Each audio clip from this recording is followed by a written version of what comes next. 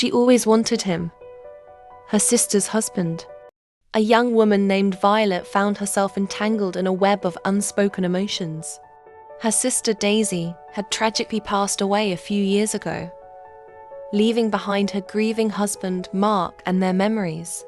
As the family navigated through the waves of sorrow, Violet often found herself offering comfort and support to Mark.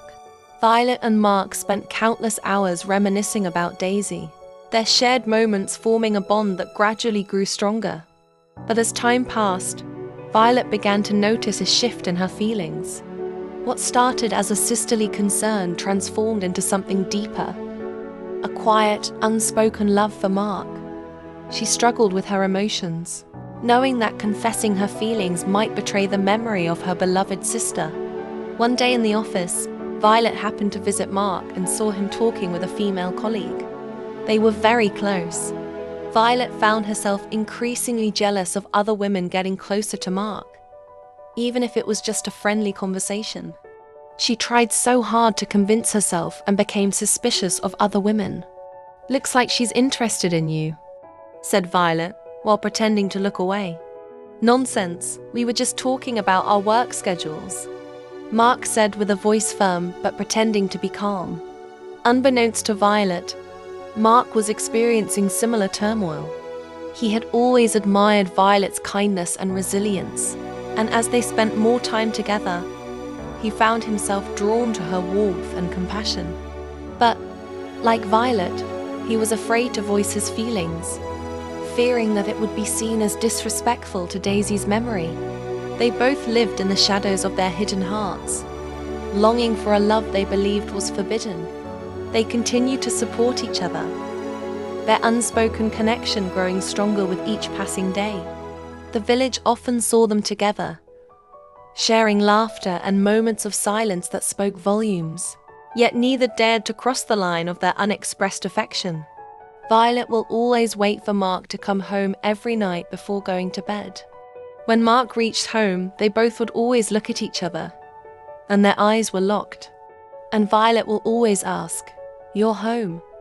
I'm going to bed."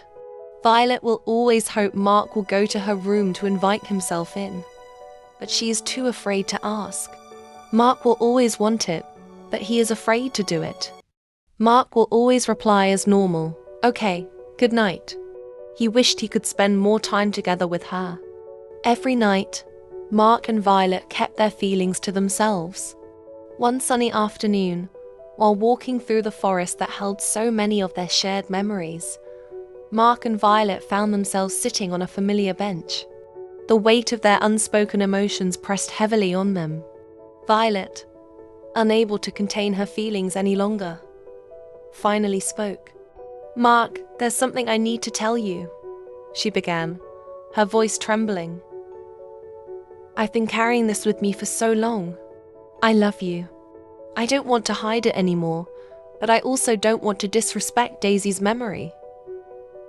I'm so torn." Mark looked at her, his eyes filled with a mixture of relief and sadness.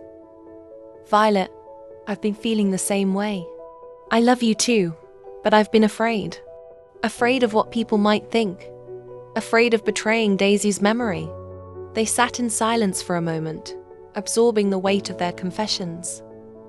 Then Mark spoke again, his voice gentle but firm. "Daisy loved us both. She would want us to be happy. I believe that if she were here, she would give us her blessing."